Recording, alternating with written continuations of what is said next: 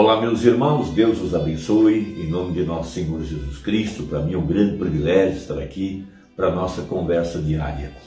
Hoje eu quero comentar alguns parágrafos da mensagem A Era de Filadélfia, juntando com a mensagem A Palavra Falada e a Semente Original, pregada à noite, a segunda parte, onde o profeta revela algo muito profundo para os nossos dias sobre a chave de Davi. Veja, a porta que Deus abre, ninguém pode fechar, e a porta que ele fecha, ninguém pode abrir. Todos nós compreendemos que esse é o tempo da abertura da palavra, de acordo com com Apocalipse capítulo 4, onde João foi convocado, uma santa convocação, para subir mais alto. E ele vê uma porta aberta no céu. Essa porta aberta está se referindo ao tempo em que a palavra seria revelada à igreja, aqui no tempo do fim. E essa voz que chama João para cima é a voz de arcanjo, é a mesma que soa em Apocalipse 10, quando o leão bradou em alta voz e 7 trovões fizeram soar as suas vozes. Isso, diz o profeta, é a mesma voz que chamou Lázaro para fora em São João capítulo 11. Ele bradou com grande voz: Lázaro, sai para fora. E essa chave tem a ver com o Senhor Jesus Cristo no tempo de sua ressurreição, aqui no tempo do fim. Não com a sua peregrinação sobre a terra em sua primeira vinda, mas aqui no tempo do fim, quando toda a autoridade seria colocada sobre a igreja. Porque a chave para entender esse versículo é o lugar onde essa chave é colocada, diz o profeta. E nós vamos ver algo muito importante. Na mensagem, provando sua palavra, ele prega que a igreja já está casada. E se ela já está casada, ela tem colocado, veja, simbolicamente, o seu véu sobre o ombro. O ombro está sobre o véu está sobre o ombro, veja. E nessa hora esse ombro representa o corpo de nosso Senhor Jesus Cristo, a igreja, veja, revestida de toda a autoridade que lhe é concedida por Jesus Cristo. Veja, na mensagem da Era de Filadélfia, parágrafo capítulo 3, verso 7 de Apocalipse, diz assim: e ao anjo da igreja que está em Filadélfia escreve: isso diz o que é santo,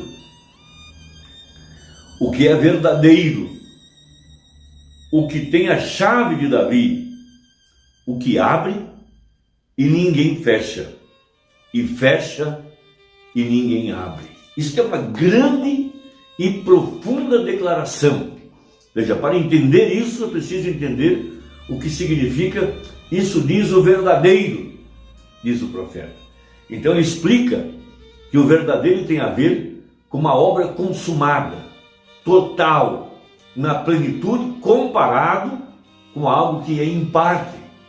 Por exemplo, Moisés era o tipo perfeito de Jesus Cristo, mas o profeta era Jesus. Davi era um tipo de Jesus Cristo, mas o rei, o verdadeiro rei, é Jesus Cristo. Aqui agora no tempo do fim, Lutero, um dos mensageiros, ele pregou justificação pela fé, mas não era a totalidade da verdade da palavra. Wesley pregou justificação, santificação, mas não era a totalidade da palavra. Os pentecostes tinham justificação, santificação, batismo com o Espírito Santo, mas não era a totalidade da palavra. Veja, ainda tínhamos que esperar a manifestação do Filho do Homem.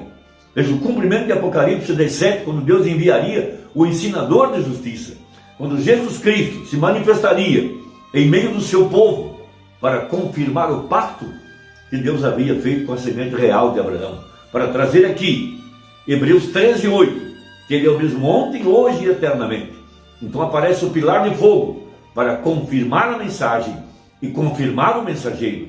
E Deus vindicou sua obra, a obra que ele deixou para esse tempo presente, ou seja, a manifestação dos filhos de Deus, trazendo a restauração completa da palavra, o molho sendo movido outra vez, no mesmo poder da ressurreição, para trazer agora o poder vivificador, para vivificar a igreja em ordem para o aperfeiçoamento. E logo após a saída do anjo de Malaquias 4, Apocalipse 10, 7, a igreja ouve a voz de arcanjo, esses 7 trovões soando, chamando a igreja a um nível de fé elevado, para viver de fé em cada palavra que sai da boca de Deus. Então, na mensagem A Era de Filadélfia, página 264, falando a respeito disso, na página 264, como disse, ele explica isso de uma forma detalhada, porém muito importante para entendermos isso dessa hora. Por isso nós vamos compreender aquela foto em que o profeta aparece com o pilar de fogo sobre seu ombro. Aquilo era para confirmar a escritura que a igreja já está casada.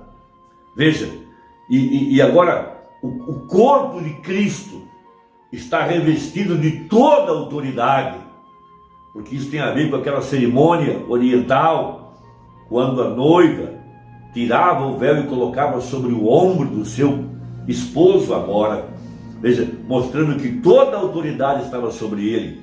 E agora está representando aqui no tempo do fim que toda a autoridade reside no corpo de Jesus Cristo, que é a igreja, porque ela agora é ele está velado nela, exercendo todo o seu poder. Veja, exercendo o poder prometido em sua palavra, a igreja, o seu corpo, o tabernáculo do Deus vivente, a morada de Deus em espírito.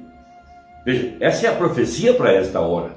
Então, para confirmar, tivemos o ministério do Filho do Homem, veja, ligando o corpo com a cabeça, sim, e temos essa foto profética para mostrar o cumprimento da Escritura, mais uma vez, porque a palavra, a semente, deveria sair do seu corpo, veja, o corpo de Jesus Cristo, para fecundar a verdadeira igreja, sim, trazer a semente, a palavra falada, para reproduzir a Jesus outra vez em carne humana. Então veja, aqui embaixo diz assim: o que a chave de Davi significa naquele tempo é mera sombra, a qual é agora cumprida em Jesus, estando no meio dos candeeiros. Veja, Jesus no meio dos candeeiros. Isso tem a ver com o nosso Senhor após a sua ressurreição e não com a sua peregrinação terrena. Veja, mas o que esta chave significa? A resposta encontra-se na posição da chave. Veja, ela não está em sua mão, ela não está pendurada em seu pescoço, não está colocada nas mãos de outros homens. Ou o versículo não poderia estar dizendo que somente ele tem o uso dessa chave, porque somente ele abre e fecha, e ninguém tem esse direito senão o próprio Jesus. Não é isso correto? Mas onde está a chave? Está sobre seu ombro. Veja, mas o que o ombro tem a ver com isso? Leia Isaías 9:6. E o principado está sobre os seus ombros. Veja, mas o que significa isso? A resposta é esta. Veja, a frase, o principado sobre os seus ombros, vem da cerimônia nupcial do Oriente. Veja, quando a noiva é entregue ao noivo, ela tira o seu véu e coloca-o sobre os ombros do noivo, significando que ela está não apenas sob seu domínio, que ela transferiu seus direitos a ele, que ele é a cabeça, mas também que ele assume a responsabilidade e o encargo, e que ele, somente ele, ninguém mais, nenhum outro homem, nenhum outro poder tem qualquer direito e responsabilidade. Que coisa preciosa! Veja, a igreja reconhecendo a autoridade da cabeça, a autoridade do Espírito Santo agora, liderando a igreja. Por isso a igreja tem a mente de Cristo, ela sabe o que o Espírito quer fazer com a palavra, ela tem o assento do Senhor, ou então ela se mantém quieta. Veja, ninguém pode fazê-la agir contrário à palavra, porque ela é liderada pelo Espírito. Veja, ele já se assentou no trono no trono que fica em nosso coração. E ali ele está comandando, governando a igreja. Veja, não mais uma denominação, não mais um sistema, não mais um homem. Jesus Cristo. Veja, então, as bodas, o casamento já se tem dado. O Filho do Homem já juntou os dois. E agora, veja, o corpo, é dali aonde sai a ordem. A igreja agora é a voz final. A Senhora Jesus Cristo é a voz final sobre a terra. Veja, ombro fala do corpo, o corpo de Jesus Cristo, formado por crentes, por muitos membros. Veja, esses que têm a revelação da palavra, que têm o poderoso batismo com o Espírito Santo, esses que são governados pela cabeça.